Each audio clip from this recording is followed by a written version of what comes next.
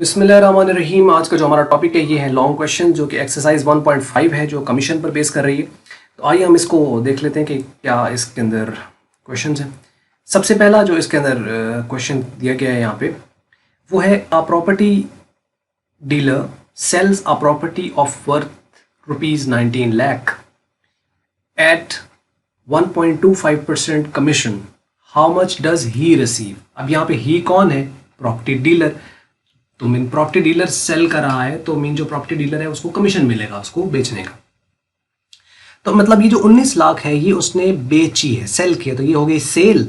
उसके बाद 1.25 जो है ये कमीशन का रेट है। अब आपको मालूम है कि अगर आपके पास तीन चीज़ें ना, commission amount is equal to sale multiply commission rate.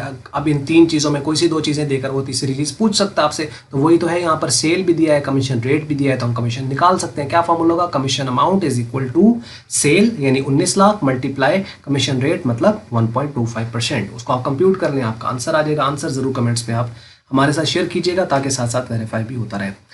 उसके बाद दूसरा है कि a salesman sells 100 sets of the artificial jewellery at 980 per set.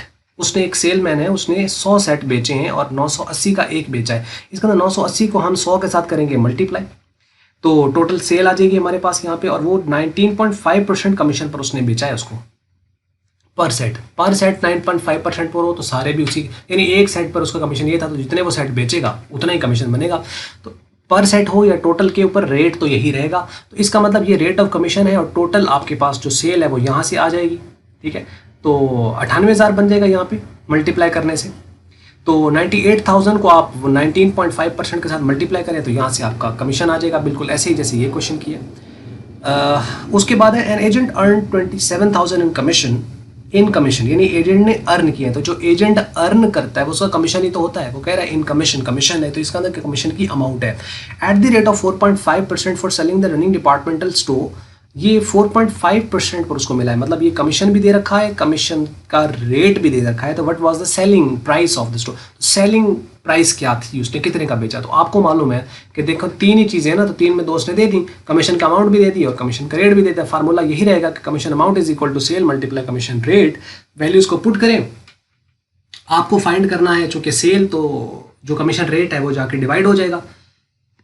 Means के कैसे होगा कि 27,000 जो है वो डिवाइड होगा 4.5% पर जाकर, यानी 0.045 पे डिवाइड कर देना इस रकम को, तो सेल आ जाएगी टोटल। तो इसका आंसर भी आप शेयर कीजिएगा हमारे साथ कमेंट्स में। और उसके बाद फोर्थ क्वेश्चन है, a manufacturer offered 33.33% commission to an agent to sell his old stock. ये है कमीशन का rate. The agent received 15,000 as commission. अब कमीशन का रेट भी पता है, कमीशन की अमाउंट भी पता है, तो हम सेल फाइंड कर सकते हैं। लेकिन उसने यहाँ पर हमें सेल नहीं कहा, उसने कहा है find the amount received by the manufacturer. Manufacturer है यानी ऑनर, मालिक, ठीक है, यानी प्रिंसिपल। तो वो अब क्या अमाउंट रिसीव करेगा? मतलब वो अमाउंट रिसीव करेगा जो कमीशन डिडक्ट होने के बाद आएगी। मतलब उसने जितने भी की भी चीज़ एजेंट बेचेगा उसमें से अपना वो कमीशन काट लेगा, बाकी पैसे उसको देगा। तो वो क्या, कैसे निकलती है रकम? ये रकम निकलती है सेल में से कमीशन माइनस होकर। सेल में से कमीशन को माइनस करना है। तो कमीशन तो हमारे पास है लेकिन सेल नहीं है ना, तो सेल नहीं है तो कोई मसला नहीं है, साथ कमीशन रेट भी तो दिया है कमीशन के साथ। तो जब कमीशन रेट और कमीशन दिया गया हो तो हम क्या फाइंड कर सकते हैं? सेल फाइंड कर सकते हैं। तो यहाँ से इन दोनों की मदद से हम करेंगे सेल फाइंड। वो जो सेल आएगी उसमें से 15,000 को कर देंगे माइनस, तो आपके पास आंसर आ जाएगा। क्वेश्चन का नंबर दे के साथ साथ आप हमारे साथ आंसर शेयर करते जाइएगा और कोशिश करें एक ही आप बार इसको सॉल्व कर लें और एक ही कमेंट में आप उसको पोस्ट कर दिया करें, ताकि वो बार बार ज़्यादा एक कमेंट ज़्यादा ना बने। एक ही साथ उसको आप लिख लें, सॉल्व कर लें और इसके आंसर आप शेयर कर लें। अगर कहीं प्रॉब्लम आ रही है तो आप हमें बताइए, हम उसको साथ साथ आपको अपडेट करेंगे इंशाल्लाह। और उसके बाद पांचवा क्वेश्चन है, a book seller received 18,000 at the rate of 15% for selling a particular book. ये उसको जो 18,000 मिल रहा है ये उसको इस रेट पर मिल रहा है। मतलब क्या हुआ कि ये जो उसको 18,000 मिल रहा है बुक सेलर को, ये कमीशन है, क्योंकि वो कह रहा है at the rate of 15% for selling a particular book.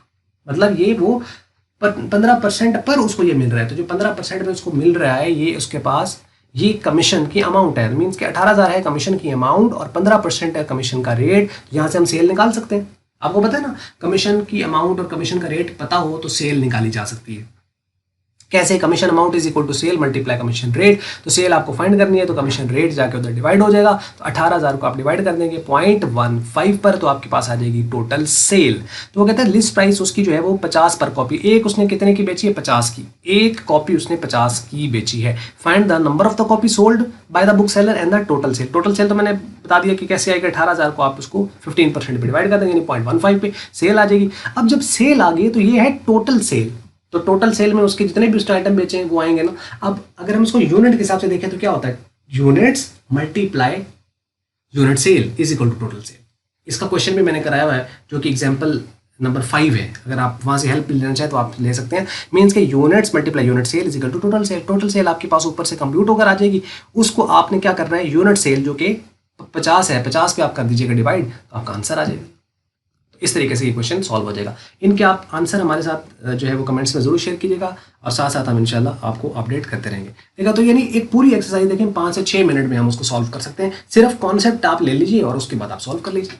तो पूरी की पूरी एक्सरसाइज के ऊपर 5 से 6 मिनट लगते हैं, कोई ज़्यादा लंबी चौड़ी कहानी नहीं है इसके अंदर। जल्दी से फट से काम करें, और काम करने के बाद कुछ और काम करें जो कि शायद कहीं आपको कुछ और सपोर्ट प्रोवाइड कर सके, बजाय कि आप इसी में घुसे रहें। तो इसलिए इन चीज़ों का यहाँ पे मेरा अपडेट करने का मकसद ये है कि चीज़ें आपकी फिंगर टिप्स पर आ जाएं, आसानी हो जाए, आपका पैसा बचेगा, आपका टाइम बचेगा। वो जो टाइम बच रहा है, पैसा बच रहा है, उस पैसे को भी कहीं इन्वेस्ट कीजिए, उस टाइम को भी कहीं इन्वेस्ट कीजिए और आगे निकलने की कोशिश कीजिए। बस इतना सा छोटा सा पैगाम था। बस ये थी मल्टीपीडिया की जानिब से वीडियो। अगर आपको ये वीडियो अच्छी लगी है तो उसको आप लाइक कर लें, शेयर कर लें दूसरों के साथ। अगर आपको अच्छी नहीं लगी तो उसको आप कर दें डिसलाइक। और वीडियो देखने का बहुत बहुत शुक्रिया।